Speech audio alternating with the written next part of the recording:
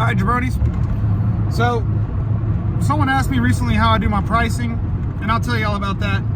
But like the first thing you got to know, and this is for us fucking back of the class, white trash fucking boys who didn't really learn this shit the right way, you got to know the difference between like a markup and margin. You got to know the difference between those two. So like, and it took me a long time to get this, like, which I don't know, it shouldn't have, but I'm an idiot. But like, let's just use $100 amount. Say you want, like, say you're trying to put a markup on a $100 item. If you want to do a 30% markup, well, you would just multiply that $100 by 1.3, and that'll give you $130. That's adding 30% to that number, right? But that's not your actual, like, that $30 is not your actual profit margin, you know, because if you think the total bill to the customer is $130, $30 is not 30% of that. So the way you actually figure if you want to figure what's an actual 30% margin, you would take that $100 and divide it by 0.7. You say, like, let me take the total that I want to get my margin on and make it 70% of a whole number, and that way the profit margin is actually 30% of the final sale.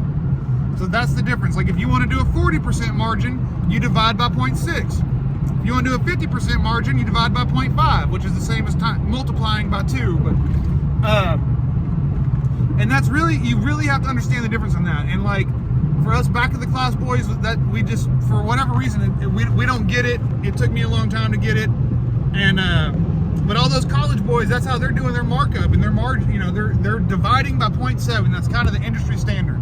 So like, that's how I do my fucking pricing. Basically, it's like I divide by a certain factor.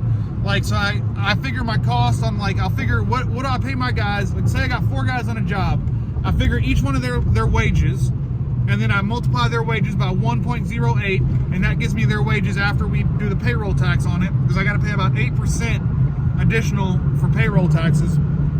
I get that number, and then I add $40 per hour per guy, because that's what covers. That's I'm about to buy a shop, a couple new vans. We're about to get health insurance. We're gonna get 401k, uniforms and shit, and all that stuff, and all the overhead of running this business.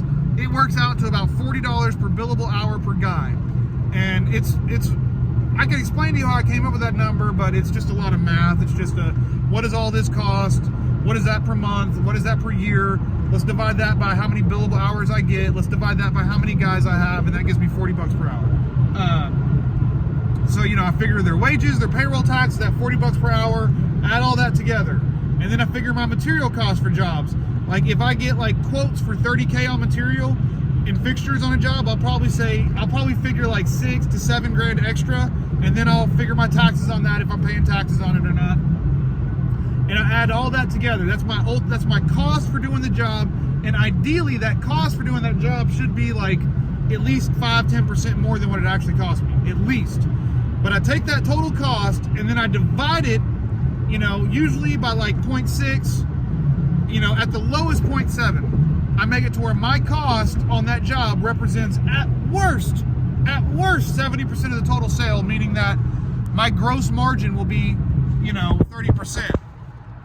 And with me figuring that $40 per hour in per guy, which covers all the overhead, like, so if I do a 30% margin on my markup, I'm basically saying that's a net 30, because the difference between gross and net is like the actual profit after everything, whereas gross is like a profit off one job, not factoring in all the other expenses as a business. So that's how I do it. I know there's other ways to do it, and you know, I know there's a lot of people that use estimating software that uses like the MCAA fucking labor units and all the other bullshit to price work, and that's a good way to do it. I don't really like it. I like the way I do it, which the way I do it's based off experience and knowing how it's done and like real life factors. And my prices are, you know, the same as those other guys. I come about it through fucking experience and shit rather than just like the computer telling me what it's gonna be. And I find it easier to defend that. I find it easier to price my draws like that, because I don't know, it makes it easier for me. And I have got it now to where it's repeatable, because I have like a pricing matrix on what, like, you know, the vast majority of the materials I use cost, and I'm getting that updated every month. And like, I'll also get quotes on jobs for, like, you know, on my takeoff, and I'll kind of update that, you know, frequently. So I've got it down where I can price a job in about an hour. In about an hour, I can price like a 6-figure job and get like a pretty good fucking quote out and get a good takeoff list ordered and a good fixture list ordered and everything. And I can usually submit like a whole submittals package and a good quote or good bid in, you know, like in about a day or two. Because the only thing I have to wait on is my suppliers getting me like the actual submittals packages and shit like that. So that's how I do it. I don't know if this is interesting or not.